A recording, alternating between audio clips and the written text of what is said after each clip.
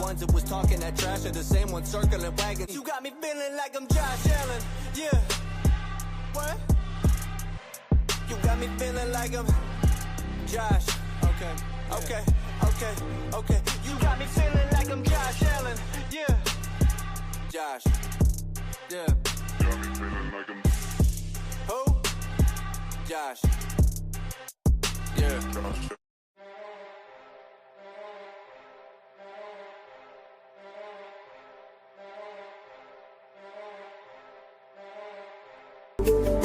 Ones that was talking that trash are the same ones circling wagons. You got me feeling.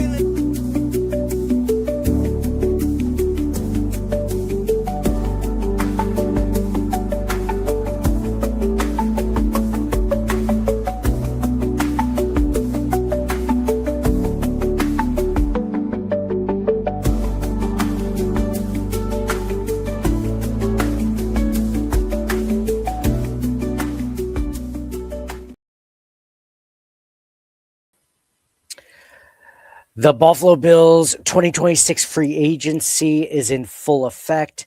They've traded, they've re-signed, they've released, and they've not signed a bunch of players. Right now, we're going to go over all of that, give some grades on our thoughts so far. We're going to go over our big board of Bills needs and start heading our conversation into the NFL draft.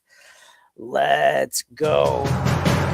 Hey, what's up, everybody? This is Pro Football Hall of Famer and former Buffalo Bill Andre Reed. You're listening to Nate and the Fellas on the Circle the Wagons podcast. Nobody circles the wagons like the Buffalo Bills. Go Bills. Where else would you rather be than right here, right now? Hey, let's go Buffalo. Hey, let's go Buffalo. The Bills make me wanna shout. What is up, Bills Mafia? Welcome to another episode of Circling the Wagons, a Buffalo fan base podcast.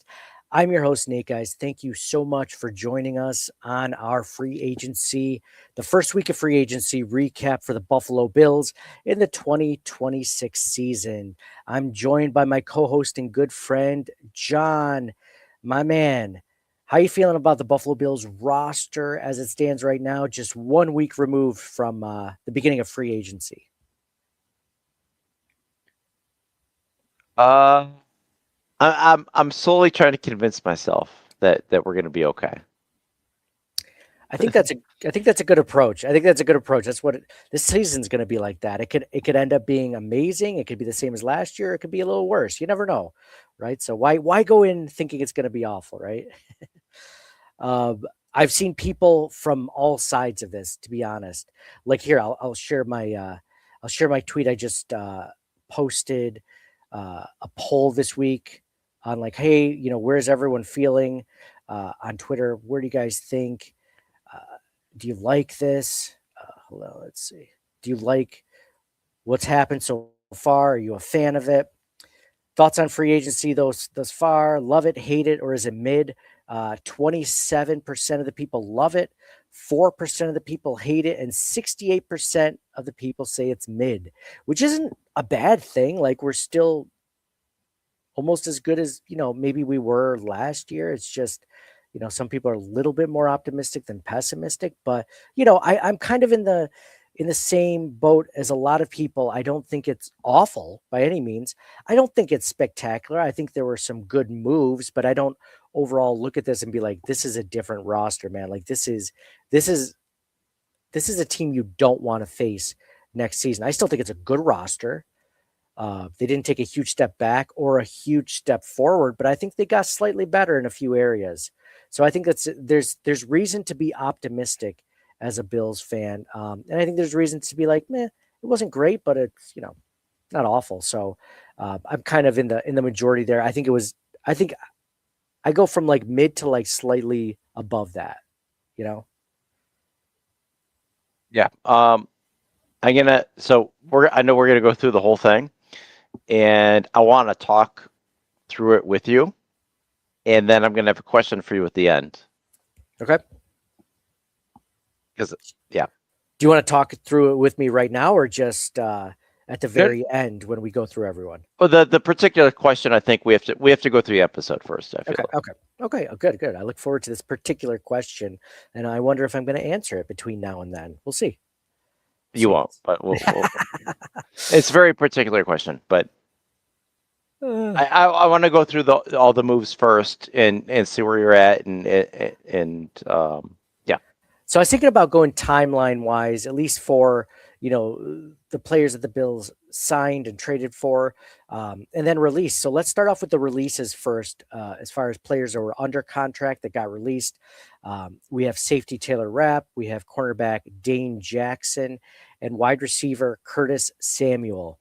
Those are the three big releases, and not super upset about any of those. Not really worth giving a grade on because it's just the releases, but I mean, Taylor Rapp was probably the most notable name on that list, and he had his moments, but by and large, we were never really thinking he was the complete answer at safety. So, better luck, with the next team. But I wasn't upset about those releases. You?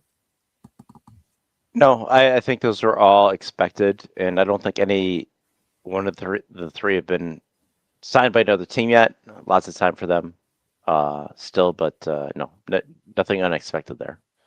Dane Jackson, he is what he is. Like you can't be mad at it. You know exactly what he is. And then Curtis Samuel, it's that everyone saw this coming. He saved $8 million by releasing him, or $5 million, or whatever it was. It was a considerable amount of money for a guy who was never on the field basically the last 2 seasons. So we were hoping that we could get something out of him, and I think we might have gotten something dramatically better in our first trade for the NFL season, free agency wise, with wide receiver DJ Moore from the Bears.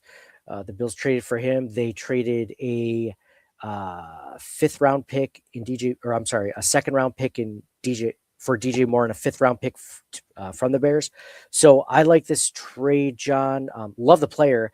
I don't think we were going to get someone that's like top 10, top 15 wide receiver necessarily, but I mentioned with Curtis Samuel, like they were hoping, like between Curtis Samuel and Joshua Palmer, they were going to get something similar to what DJ Moore ended up actually producing at a high level, which those guys have never done ever, at least even remotely consistently like Moore was. So now all of a sudden the wide receiver room is dramatically better just from that trade. So your thoughts on that move by Bean?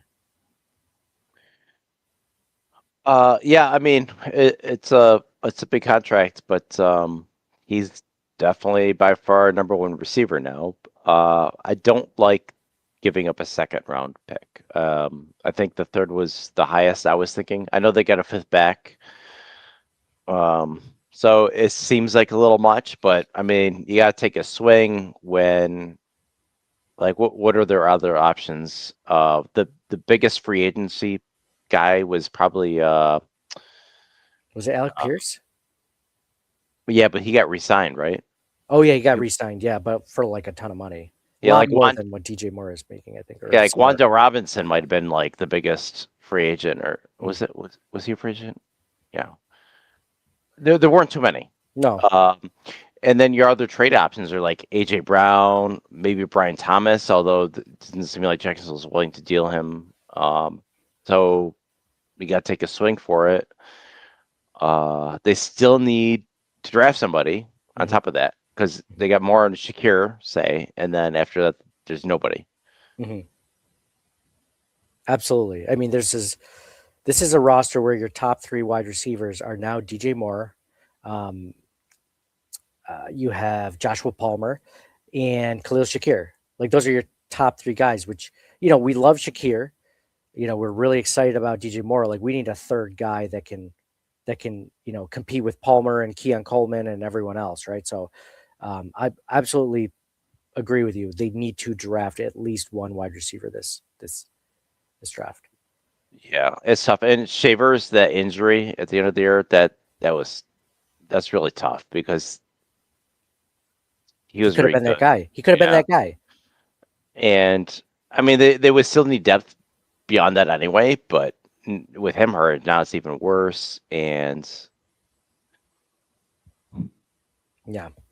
and I they have agree. so much. They have so much money this year invested in receiver. Like I saw something that they're like the top 4 or 5 in paying receivers this year or last year, something like that. And they're one of the worst receiver units in the league. Yeah, when you look at that number, that was mind-boggling, right? Because I mean, you still have some dead money tied up in Curtis Samuel, the Joshua Palmer signing, which was pretty much a flop last year, but it's a 3-year deal, so he's still on the roster. Khalil Shakir, who's actually, the only one so far that's worth his money, but you have that, and then you have like the 13th highest paid wide receiver in DJ Moore. Like all that together ends up being like a lot of money. And then you look at, like the Jamar Chase and T. Higgins group, and they're just like barely above that. And you're like, what are we paying for? I agree. So like that, I'm with you. I wasn't in love at all with giving up a second round pick. It feels like, I mean, we gave up a second round pick, or we got a second round pick when we traded Diggs. And I feel like Diggs is a lot more accomplished than DJ Moore is. I would have liked to have seen maybe a third or a fourth. And I think, John, the reason why it ticks us off a little bit more than normal is because when the report first came out, it was a mid-round pick, they said. So you're like, oh, third or fourth, right? Like, that's fine. I'll give that away for third, fourth, or fifth. Yeah, third, fourth, or fifth, exactly. And then you're like, well, second round pick is not a mid-round pick at all. So I don't know why. Eden Rappaport's been kind of, but even then, I he's a great player, but it just seems a bit much. So it's probably a compromise. They're probably looking to give away a third, and they're like, okay, well, they compromised and did like a second and did the fifth swap. So I can kind of see it. Yeah. It's not the worst thing in the world, but they also, because of all the holes on defense, they need as many picks as they can get. And I'm sure they're going to do some stuff in the draft. Maybe that first round pick, they're going to trade down and get a couple second round picks out of it, like they did the Keon Coleman year. Maybe not draft a player like Keon Coleman, but we'll see. Yeah. I'm so upset about that Pagula conference, by the way. Like, how can you throw him under the bus? Like, okay, fine, he hasn't been doing well, but like, he's on your team still. Like, why are you like this guy in his rookie contract still? Like, you gotta I don't know. What gets me about that, let's just for 1 second because you brought it up. Nobody asked specifically about Keon Coleman at the press conference, I'm pretty sure, right? Like they were just asking about like picking the players, and Pagula's like, if I could step in, Sean is the one that drafted Keon Coleman. I don't think, or were they asking about, they might have even been asking about Keon Coleman or players in general, like that need. Like they're definitely talking about the receiver core, but I don't remember. I have to double check if they were actually asking about Keon or not. I can't remember. I can't remember if that was specifically. I loved Mina Kimes' tweet about that, where it showed that guy from I Think You Should Leave. Have you ever seen that show on Netflix? I Think You Should Leave. I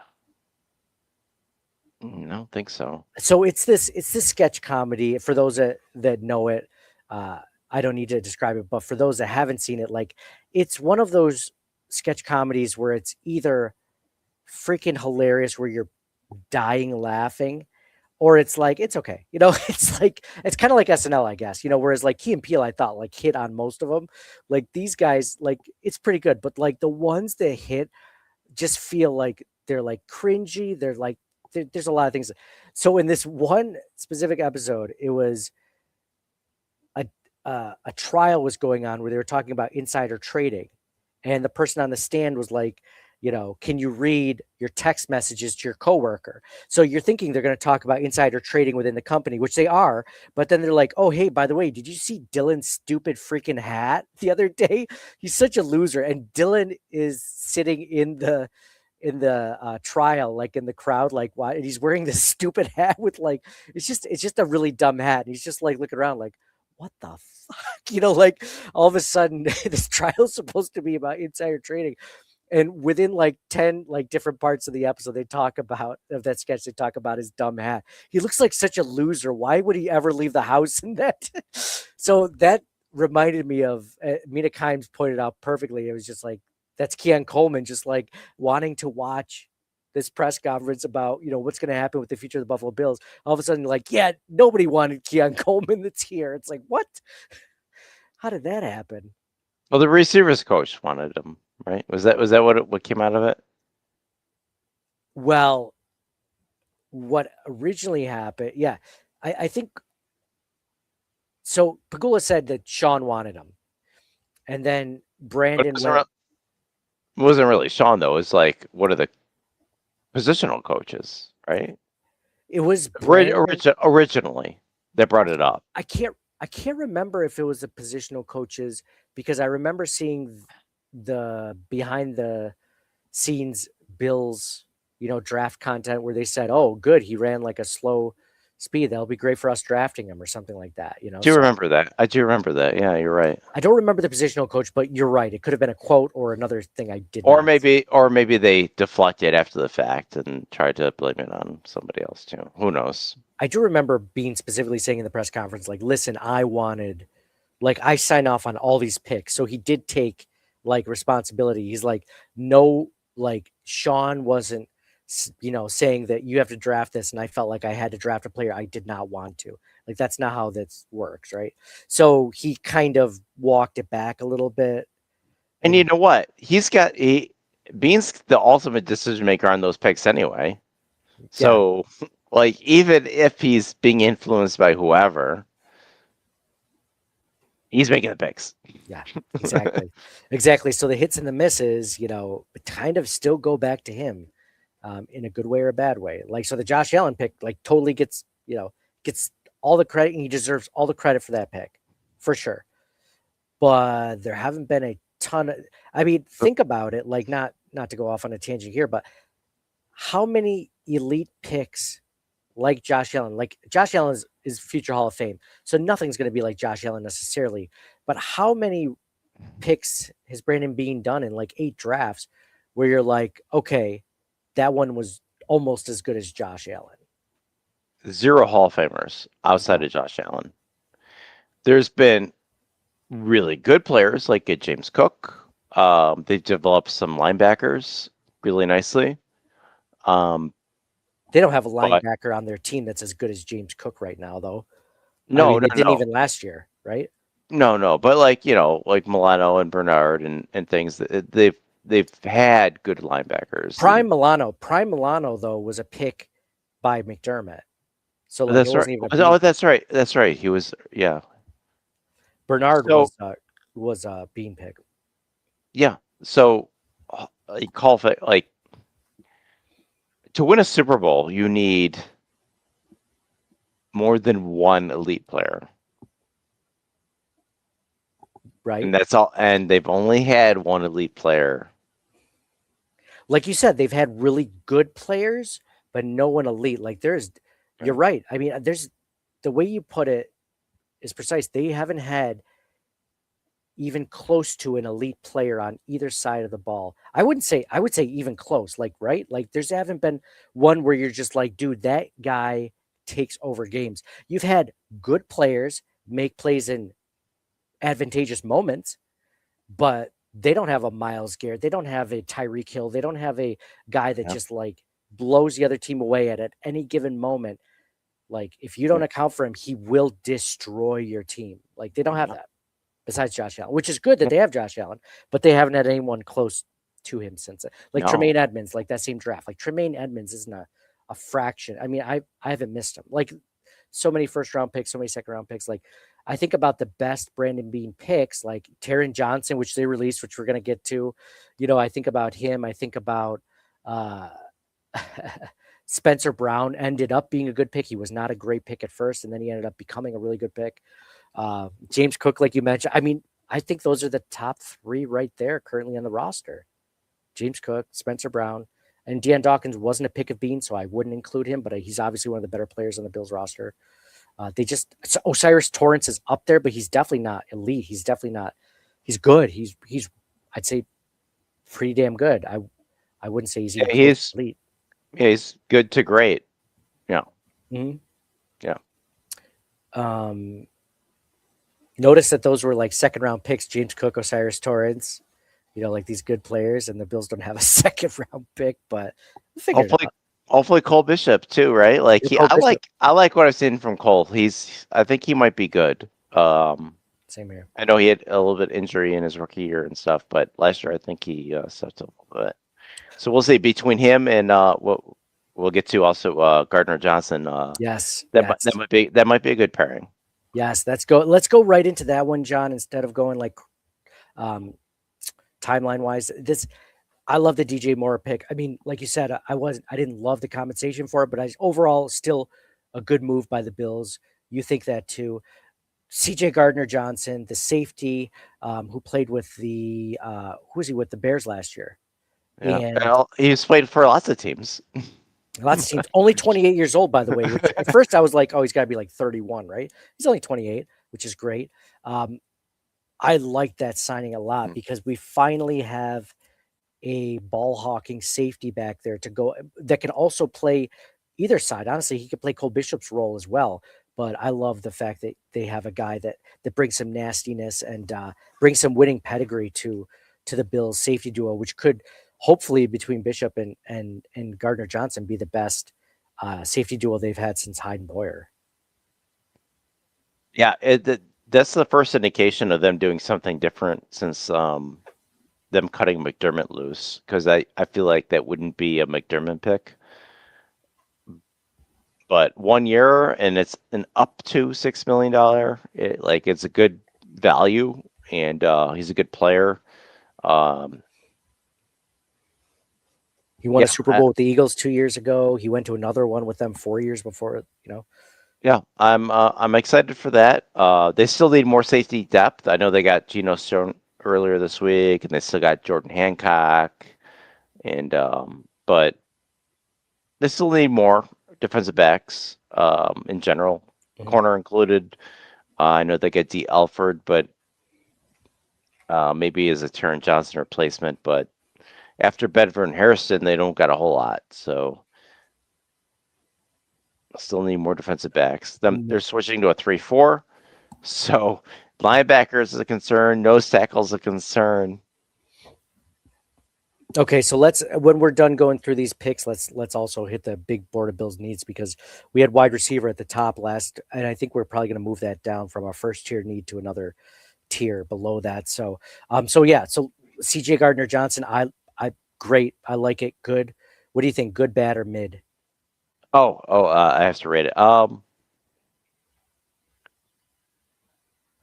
can say good. Yeah, good. I like it. So let's go into another one that I like is good. They re-signed center Connor McGovern to a 4-year deal. I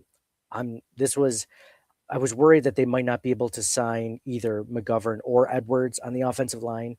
And instead of losing both of them, they're able to keep McGovern, which if you have a choice, you'd like to keep your center over your guard. Obviously, even though David Edwards had a great season last season, I'm going to give this a good grade.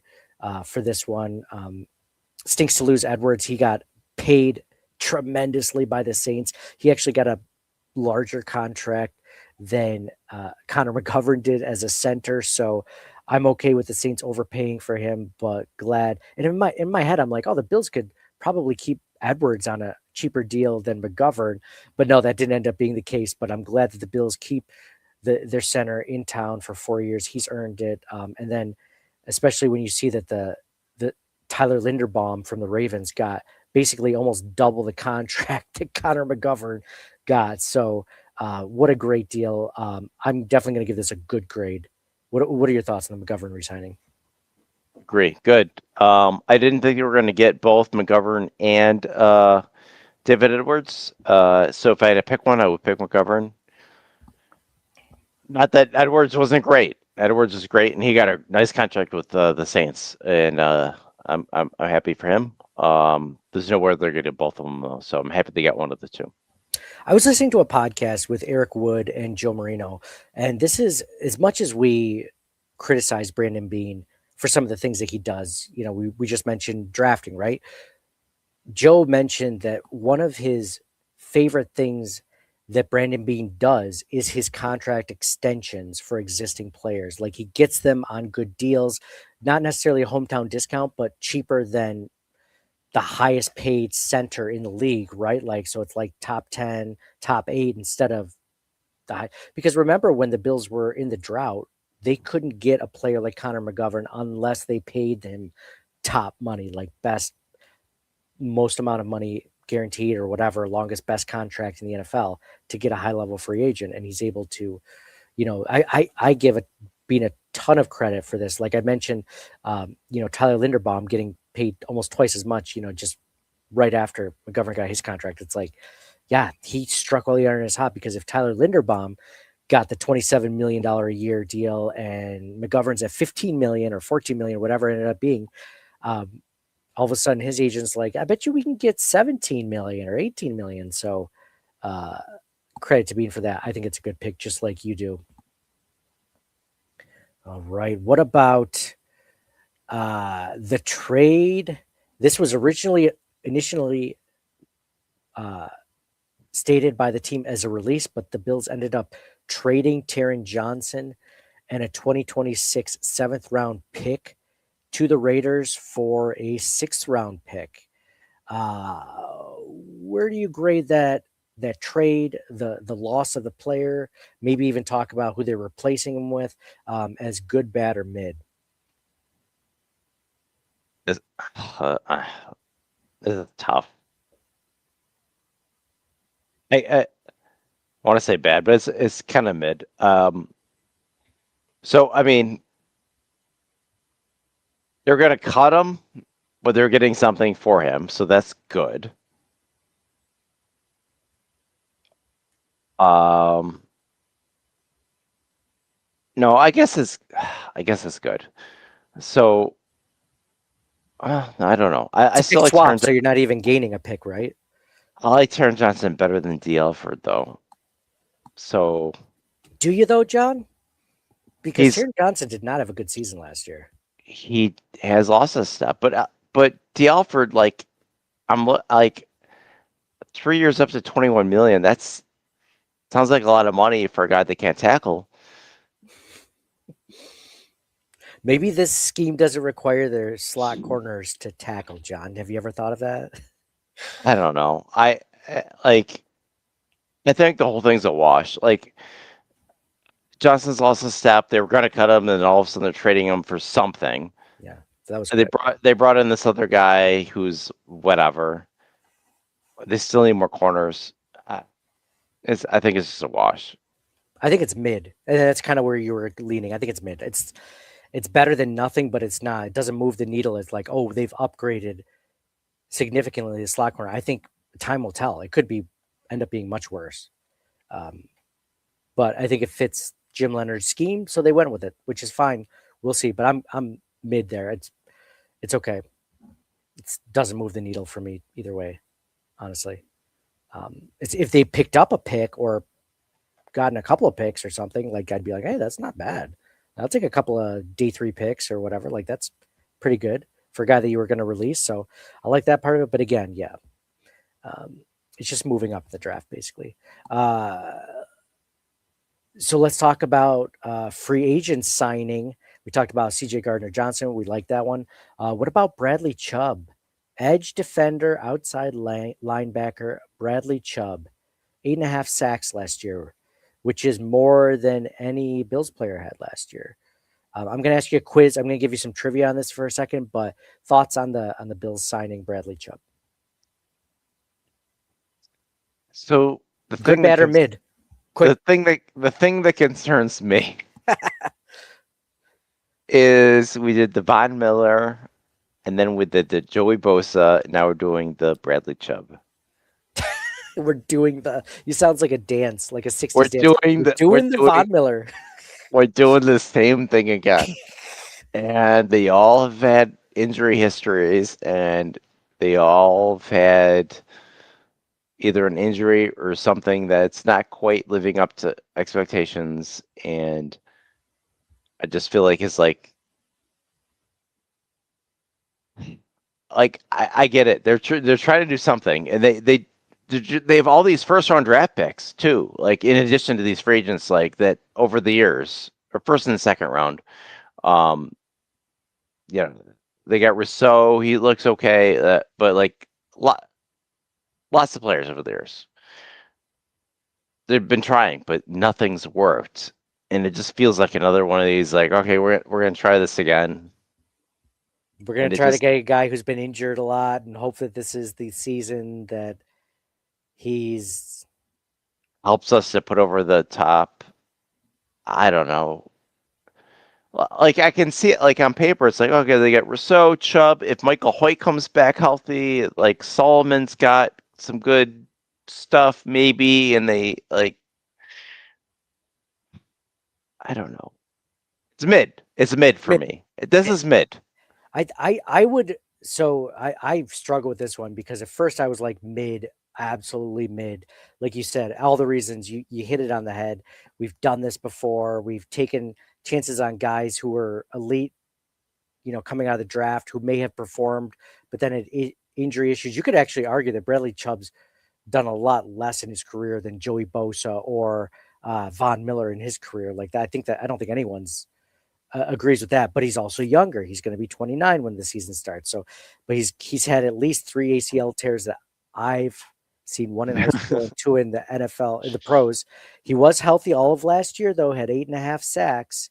He did play all 17 games last year. 17 games. John, do you know which year was the last year that the Bills had a player that had at least 8.5 sacks on the roster? What year? And then I'm going to ask you which player at that time once you guess the year, because once I give you the year, it'll help you. But I wonder if I should try to guess the player first. Oh, you can do that. Last time a Bills player had 8.5 sacks in a season or more. Yep.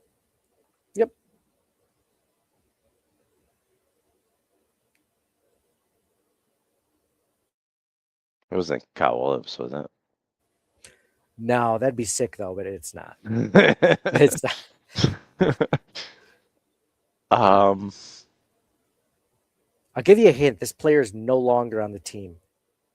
Well, I figured that much.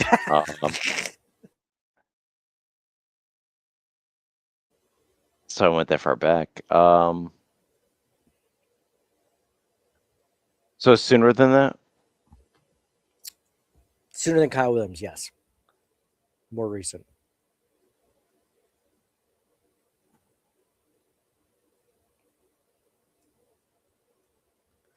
I'm about to put it. John Robert is in the comments, and he wants to. Did Von Miller like that first?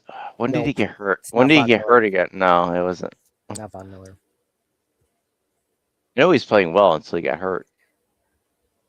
He was probably on track for, I don't know what it would have ended up being, 12 sacks, I think, but he didn't get to 8.5. I just saw in the comments. John Robert has it, but I'm not going to play it for you because I don't want to give it away.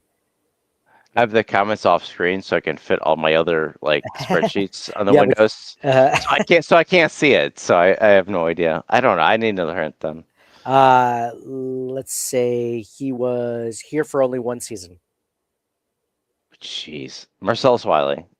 No, it's way more recent than Marcellus Wiley. Oh yeah, he was before Kyle Williams. Anyway. So think in the last 5 years. A 1 year guy. 1 year. In the last 5 years. That's stupid. Mercenary pass rusher.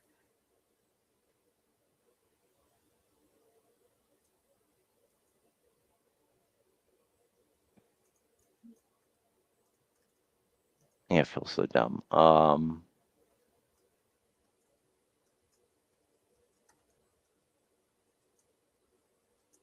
know.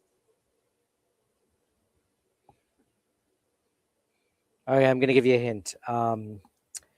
He played on the other side of Von Miller his first season. On the other side of Von Miller? Before he got injured. Like on offense or No, defense. On the other side of the defensive line, pass rushing. So Oh, Von Miller was on defensive. oh, on the Broncos. No, Is that what you're on the saying? Bills. No, on the Bills. So when Oh, Von Miller came over to the Bills, there was another guy who was really good on the other side. 1 year guy. gosh. Who injured Aaron Rodgers in that first game? Oh, no. I know this. I should know this. Oh, what was his name? It's hard, right? I know it. I know I should know it. Now you have to tell me because I don't know. I know it. Leonard Floyd. Leonard Thank you. Floyd. Thank you. Thank you. After I post John Roberts' comment, like, yeah, easily, obviously, Oh my gosh. yeah. I thought I was gonna have to do a lot more research to find out because it didn't feel like 10.5 sacks he had, So but he had 10.5. that now here's another trivia question. There was Wow. another player on the Buffalo Bills that's not named Von Miller that had over 8.5 sacks that season and has never sniffed it since then. Is still on the Bills. Hasn't sniffed it since then. Hasn't been close to 9.5, but he had And this is 9.5 that same season. Was this 5 years ago? 2023. This was 2023. This happened. Oh, okay. 3 years ago. 2 or 3 years ago. See if anyone in the comments can get this one. Wait, he's still on the roster? He's still on the roster. And it was how many? 9.5 sacks. Ed Oliver. Yes, correct. You got it. Was it the where I said he hasn't sniffed it since then, or what made you think of it? Because I thought you were going to go Rousseau. I was just looking at the current roster. I'm like, okay, I'm going to see. Dude, Ed Oliver 2023 was a different player. And then ever since then, it's been mid. Like, Sure. of course, he he was injured all of last season, but right. Yeah, he was really good at the beginning of this year. But yeah. dude, one thing I remember, not to go off on too much of a tangent, but Ed Oliver was like amazing that first game, got injured either in practice or from that game. And then we didn't see him till the very end of the season. We're like, oh, we got him back for the playoffs, right? Like this first or second round. And then he was played for like a series and was done the rest of the game. Do you remember that? For like a different injury completely. It didn't even have to do with his bicep. You're just like, oh. Yeah. And we're like banking on Michael Hoyt being healthy. Like, because he played really well when he came back from that suspension. Oh, he was amazing. Like he was still on PEDs. He was playing that well. It was like, so Bradley Chubb, you give that a mid grade or good or mid. Okay. So this is where I'm going to say with this.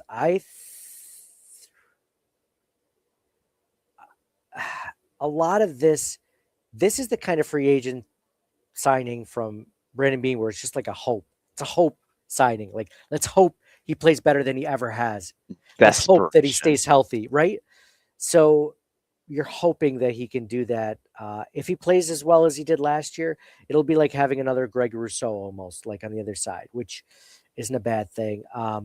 But it fits the scheme a lot better than the Bills. This specific signing fits the free agent pass rushing linebacker better than anyone they currently have on the roster. There's nobody that Greg Rousseau, he's a 6'7", 270-pound, pass rusher. Like, that's not a typical 3-4 outside linebacker pass rusher, right? Like, when they move to a 4-person front, Greg Rousseau is going to be much better suited.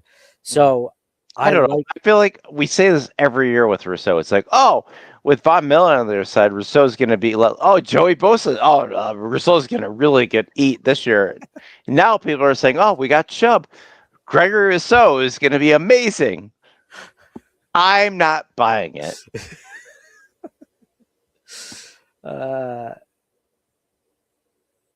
Yeah, but so that's my point is, like, I'm not banking on Rousseau having a better year because of it, but I think Bradley Chubb can be a better version of what Greg Rousseau would have been in the same position.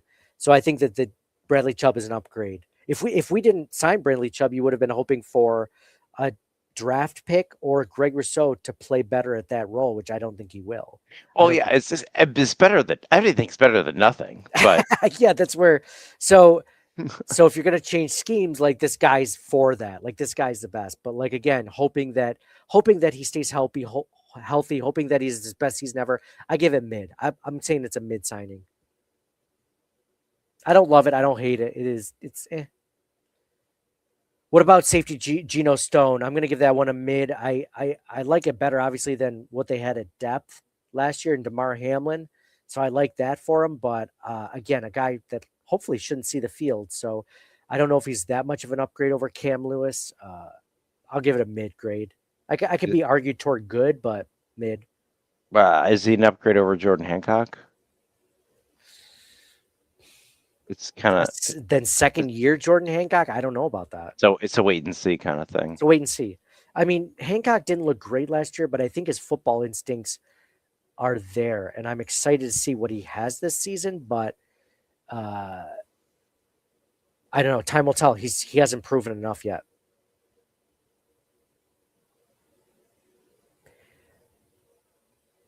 Let's see. Who have I missed? I think I caught everyone so far. What about any of the releases? Anyone else? Kyle Allen. Oh, Kyle Allen. How could I forget that? Kyle Allen. I'm actually going to say this.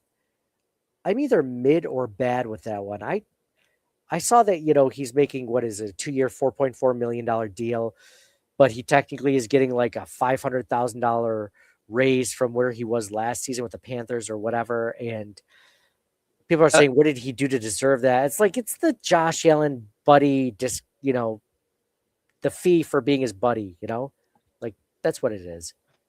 Yeah. I mean, I kind of like Shane Buechele. I mean, but it doesn't matter if Josh goes down, it's all we're effed anyway. So it doesn't matter who it is. Absolutely. Whether it was Mitch or Kyle Allen. I mean, I think I like Mitch better, but I mean, even Mitch wasn't. Yeah. I liked Mitch better too, but like, what are you going to do? Like, Patrick Mahomes isn't going to be your backup.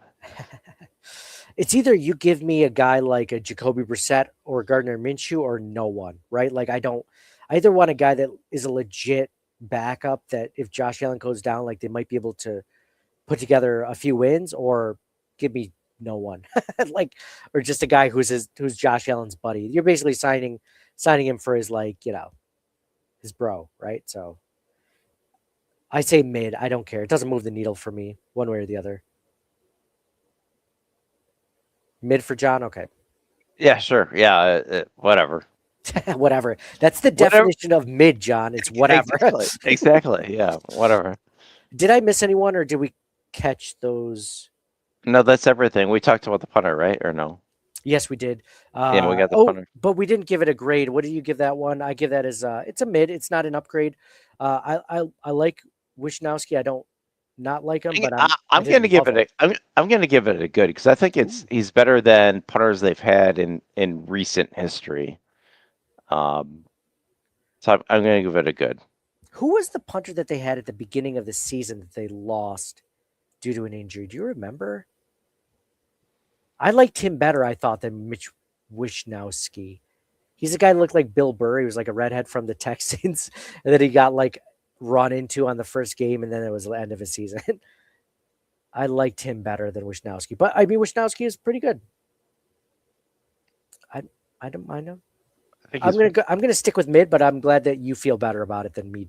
So I like that. I like that you're trying to argue it for it better. That makes me feel better about the signing in general. I mean, there were some guys that were, let's talk about the guys that signed elsewhere. If you like that, or if that upsets you. We mentioned David Edwards. David Edwards signed with the Saints, signed for a bigger deal than Connor McGovern. So I'm perfectly fine with that. Good for him. We love him. Best of luck, obviously, in the Saints, but I'm okay not paying that price tag for him. Yep. But you can't, yeah. I'm okay. I'd rather keep Connor McGovern and Alec Anderson than David Edwards, and then hope that Cedric Van Peren-Granger, or they can draft a center that's better than Connor McGovern. So I like this.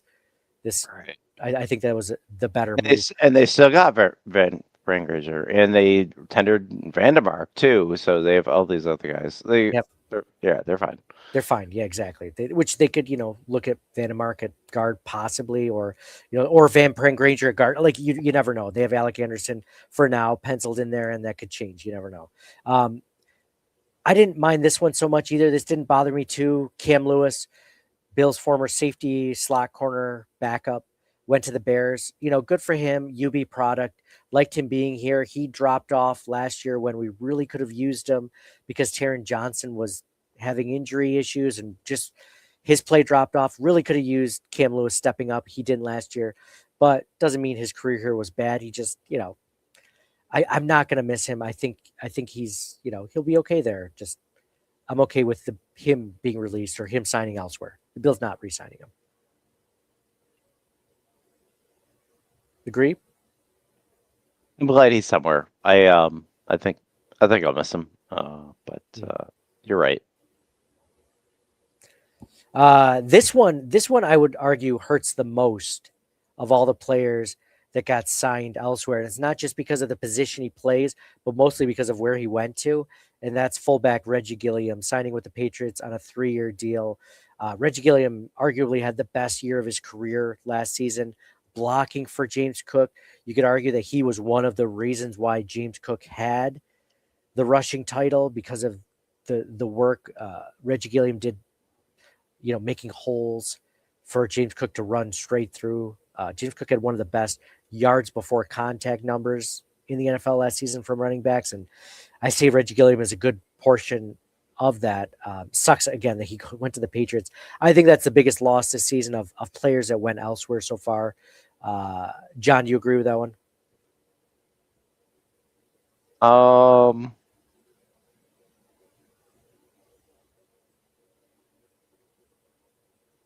I'm going to say, I'm looking over the roster here. I'll say second biggest loss. I think David Edwards would still be the biggest loss. Yeah. I'll say second biggest loss. Yeah, definitely the second biggest loss when you compare it to David Edwards. But in my head, I was thinking we were never going to re-sign David Edwards, whereas there was a potential that we could have afforded sign. I mean, he signed a 3-year, $9 million deal. It's not like fullbacks are getting paid $10 million a year, So there was a potential, I think, where they could have found money, and he played a lot of special teams as well. Not every team uses a fullback. How old is Gilliam? Oh, geez, great question. I'd say he's probably, I'd have guessed 27. We're not his first team, right? Am I wrong on that?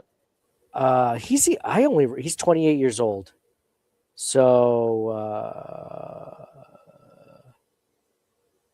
where else did he play? He played for the Bills in 2020. He joined the Bills, and he's only played for Buffalo from age 2020 or 2023 on. I didn't realize he was undrafted. Yeah, I didn't realize he was that young. Yeah, we never drafted him. So, yeah, just came right to us as a tight end, undrafted. So, yeah, 28 years old. So, not over the hill. That was a second. And then we mentioned Mitch Trubisky leaving for a 1-year, $7 million deal to the Titans. I'm perfectly fine not paying him $7 million. I mean, it was going to happen. There's always going to be a team that makes the Mitch Trubisky signing. It's like when you have like 2 or 3 guys vying for the job and you're just hoping one steps up, the cream rises, and So, any other thoughts on free agency so far, John? Before we get into we finish up with the big board of Bills needs. No, I mean, there's still some guys that are still free agents, mostly on defense. They haven't signed anywhere, but I don't know if we're gonna sign. I mean, I don't know if you're gonna resign Epinesa. There's a bunch of guys. Daquan Jones, Ogunjobi. I'm not sure if Epinesa still even fits this scheme anymore. That's the issue, right? Matt Milano, Shaq Thompson are out there. I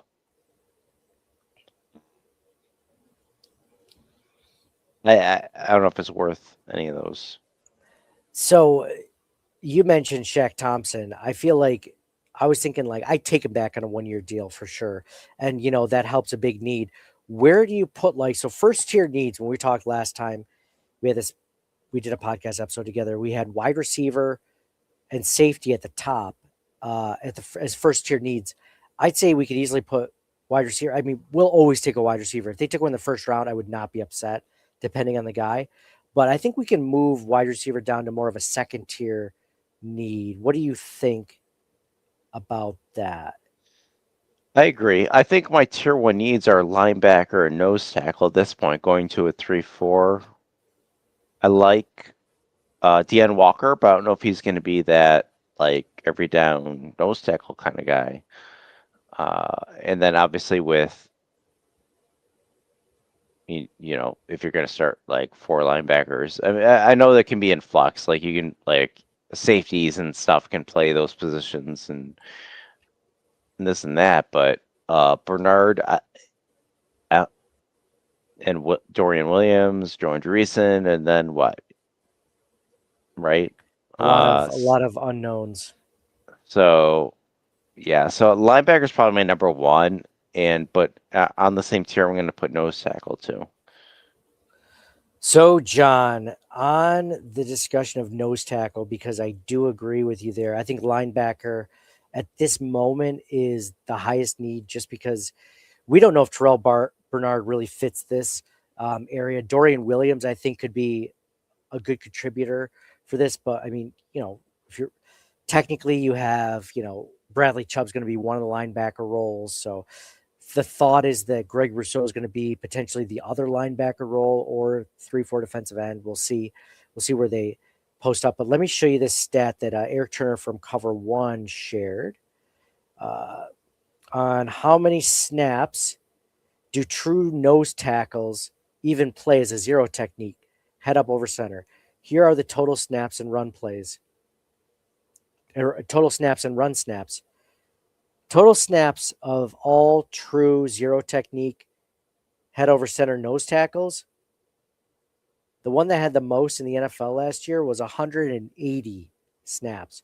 So in a 17-game season, you're talking 10 snaps a game, 11 snaps a game for a true zero technique nose tackle.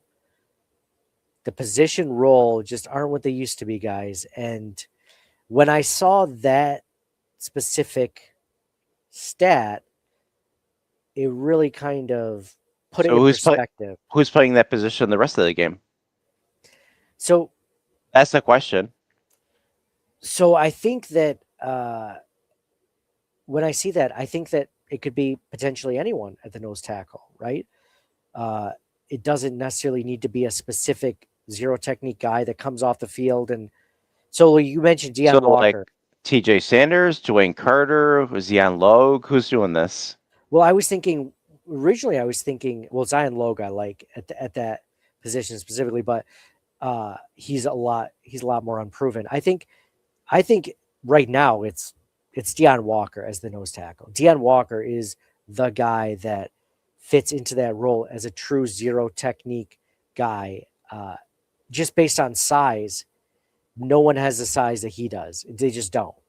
He looks great. Let me tell you, he's very athletic for his size.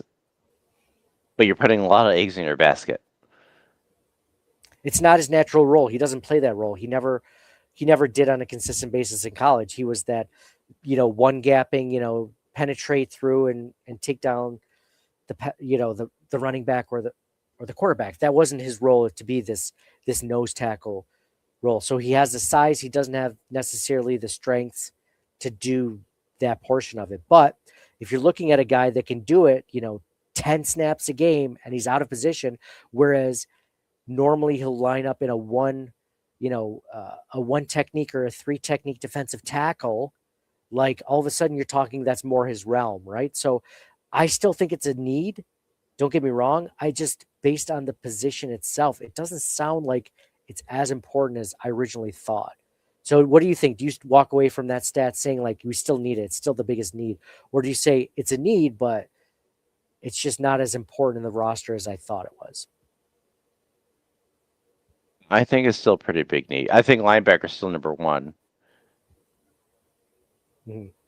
But let's say you didn't have Deion Walker on your roster. Like, what would be your game plan? Oh, geez. I mean, you're hoping Dwayne Carter, or I mean, that was this, John. This is what we discussed after the draft last season. Was like, man, Brandon Beane says that those true nose tackle, those one technique defensive tackles that are run stuffing guys, like those guys can get later in the draft, even though they never draft them. All they do is draft, penetrating defensive tackles, right? Like that's all they do. So they don't have a guy like that on the roster because they never draft them. So I agree with you. It's a need, but Walker was kind of drafted as like, maybe this will be a cool thing. Like it was just like by happenstance that he's on our roster right now. Yeah, and I think they could still draft a guy later in the draft because that's what Brandon Beane always says. You can get those guys later in the draft, and I agree. You could get a true nose tackle probably in the 4th or 5th round, and a startable guy for 10 snaps. 10 snaps. Yeah, I'm not saying they need to like trade up for a nose tackle in the 1st round or anything. I'm just saying that is my areas of concern in the roster. My top 2 are linebacker and nose tackle if they're going for that 3-4 look. I would agree with that. So right now, I guess 1st tier needs I have as linebacker, nose tackle. Can you think of anything else that would come close to that? Like wide receiver, I think we're in a better, but that's more as of now. I have as a 2nd tier need. Safety as of a 2nd tier need. I might even drop that down to 3rd tier for now because of everything that we just mentioned. Actually, I think I will drop safety down. I think this is the best safety depth and starters that we've had in a while. So I'm going to drop that down to 3rd tier instead of 2nd tier. What do you think about that? Even maybe 4th tier. So my tier 2 is corner, wide receiver, and safety. I think safety can move off that one, man. I don't like it. I don't like the depth. I don't like the depth. Bishop and Johnson and Gardner Johnson. I like everything below that. I am nervous. And then same thing with corner. We have Benford and Hairston. After that, don't like any of it. I'm gonna go corner and the receiver. Moore and Shakir. And that's it. So I'm gonna. I would say corner, receiver, and safety. In that order. Corner, then receiver, then safety. Okay. So I agree with corner being up there. I actually have that as a higher need than safety. So like I think that's where we're going to agree to disagree. I don't have safety. I think personally that, this is the best starting duo we've had. And then as far as depth, this is better than last year. Now that's kind of, we wanted a safety last year. Remember, we wanted them to draft one and they didn't. So they're better than last year, but that doesn't still mean that they're good. But I think between Geno Stone and Jordan Hancock's, we have proven depth. And we also have a guy that could be an up and comer that could maybe eventually be the starter in 2027 in Jordan Hancock. So I like our starters in both depth positions for the first time. Would I be upset if they drafted a safety on day 3 early? Absolutely not, especially if it's the right guy. So I have safety as a tier 2, but like safety is also my number 5. So I said linebacker, then nose tackle, then corner, then receiver, then safety. Okay. So it's still my 5th position. Okay. So, Yeah, I got that. So what do you think about pass rusher / edge / defensive end, like that sort of role? Yep. Is that 3rd tier now, or is that still 2nd tier? I got that in 3rd tier, just behind. Yeah. Is that because you think that we're set there? It's because I'm hoping. Hoping. with the Chubb signing and Hoyt being healthy and Solomon progressing, and they have Rousseau. So those 4 guys there. Yeah, I don't have much hope for Landon Jackson. I know he got injured, but he wasn't looking good before the injury. Now he's out of position, basically. Yeah. I mean, a lot of the guys they drafted last season are out of position because they drafted 6 out of 9 players were defense, and all the defensive ends and defensive tackles are kind of. So I guess I would put that in the same tier to edge, outside linebacker, cornerback. What do you think about this? Guard. Would you put guard in that 2nd tier, or would that be a 3rd tier because you like Alec Anderson? Like I think. What if they don't sign Osiris Torrance in this offseason? This is his last season under contract. Ideally, they would re-sign him, but what if they don't? What if they don't like Alec Anderson? Like those 2 guys, they will both be gone next year unless they're re-signed. And I don't want to give up anything for Josh Allen to protect Josh Allen. I would put guard. I think guard is almost even an upgrade over Alec Anderson potentially this season. Yeah, so I had that in my last and fourth tier was offensive line depth and fullback because I wasn't sure if they were going to want a fullback depending on their offensive scheme. But I did see that one report that you sent me that they were looking at fullbacks. So, but yeah, offensive line. It's on my radar, but in my last tier for needs. I like Alec Anderson. They got like Tylen Grable. They tendered Vandermark. Travis Clayton's on the roster. Chase Lunt, Nick Broker. They've been developing guys on the roster. I'm not super concerned, and I'm sure they're going to do the same thing this year. There's going to be like they're going to draft somebody anyway. There's going to be some undrafted free agents. I'm not super worried about that position, but it is on my list of needs towards the end. So you'd put fullback over guard at this point? If they really want a fullback, I would put it above guard. Yes. What do you have above guard for needs? Because you said that was your fourth tier. What do you have in your third tier? Oh, that was edge. Oh, okay. Edge is on your third tier.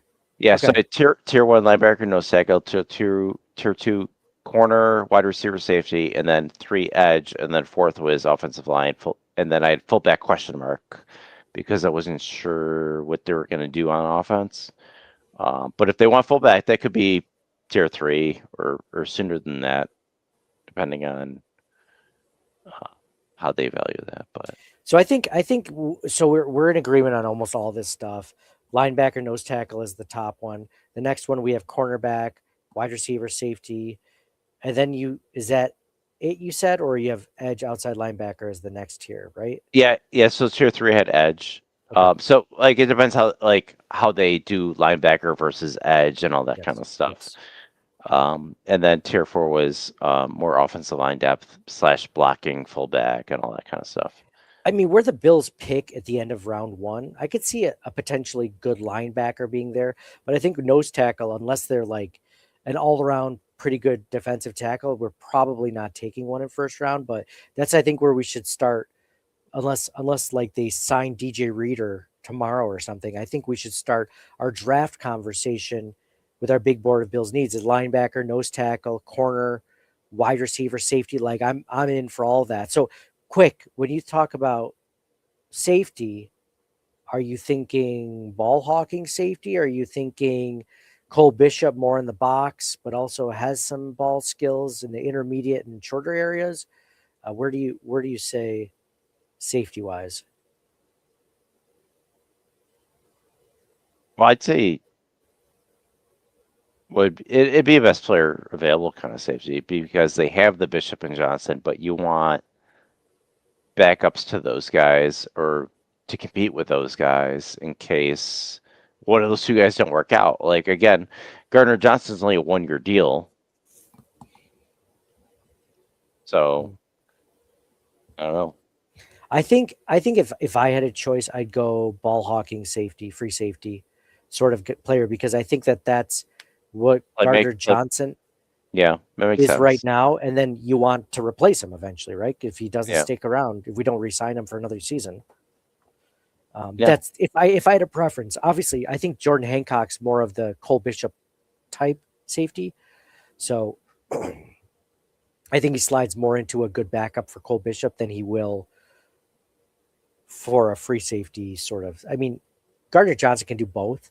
He's really good at the line, stopping the run. Like he's very physical.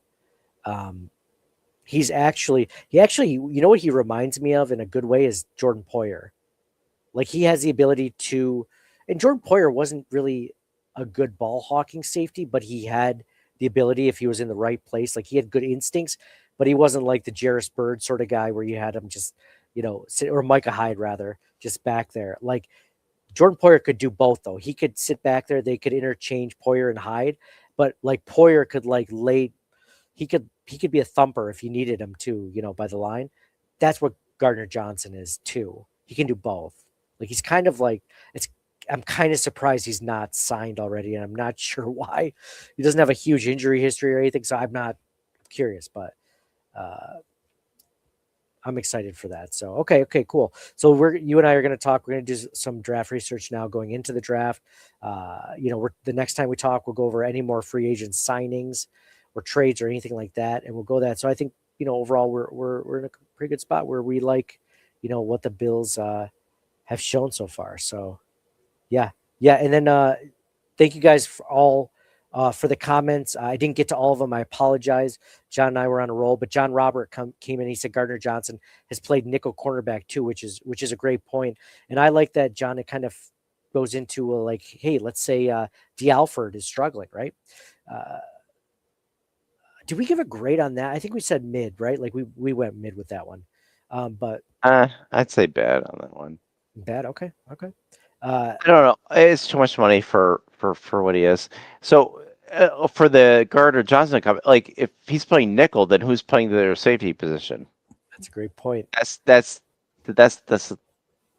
I think if Gardner Johnson's playing safety, but like, could he play nickel? Yeah, yes, he could. Right. Right, but he could, but somebody else would have to step up to play safety, and exactly. I don't necessarily see somebody doing that right now. No, maybe that puts safety in a bigger need. Like you said, that would definitely be a bigger need to do that. So I like it. All right, John, any final thoughts before we sign this one off? No. Cool, me either. So thank you guys all for chiming in, being a part of this, getting in on this, and liking, commenting, subscribing to our YouTube channel or our podcast in the audio format. Anywhere you are, if you do us a favor, leave a 5-star review. We'd obviously appreciate that. And yeah, if you share this on social media and you tag us, we will retweet it. We'll share it all as well on Instagram, Twitter, X, Facebook, wherever you find us. We're at CTW Pod, like X Circling the Wagons podcast. And I appreciate your support this season, over the years. Man, we love talking football and love getting your input and your thoughts as the season goes on. So if there are any prospects that you like in linebacker, nose tackle, any of the positions we named as the first and second tier, cornerback, wide receiver, safety, let us know, and we'll start talking about those players. And then we'll end it with our mock drafts as we normally do right before the draft, and we'll go from there. So signing off for John. So I just want to say one more thing. Go ahead. So I hope so. I get that they're going to implement a new defensive scheme, and in some ways it makes sense because they kind of need to move on from a lot of players and retool. Yeah, retool anyway. But I just hate when like you have to like force players to fit your scheme as opposed to the other way around. So I'm a little bit worried about that in addition to having to retool. It could mean a multi-year thing. Well, it might be one of those things too where if Jim Leonhard is progressive enough, he'll do less of what he truly wants to do just based on, I mean, that's what Joe Brady has always said. He's like, I play the scheme based on the players I have, not based on what I want to do. So I imagine Jim Leonhard is the same way. I can't remember through his press conference if he specifically said that, but I think we're in good shape. I think he's probably going to run maybe some base 3-4, but then knowing, the players that he has on the roster, he's not going to try to fit a square peg in a round hole. At least that's the hope, right? So there may be a transition year or two where he plays less of what he wants to because we don't have the bodies for that. So yeah, honestly, if Bean hits on this draft, then we'll be fine. But that's a big if. So signing off for me, Nate. Go Bills. Be good. Do good. God bless. And we'll talk to you guys again soon. Go Sabres. Thank you for listening to the Circling the Wagons podcast. Download and subscribe to us in your favorite podcast service. Email us at ctwpod@gmail.com. That's Charlie Tango Whiskey Pod@gmail.com. Follow us on Facebook and Twitter at CTWPod. And most importantly, go Bills! Nobody circles the wagons like the Buffalo Bills. Nobody circles the wagons like the Buffalo Bills, Nate. Well, listen, the whole show is called Circling the Wagons. Say no more. I love it.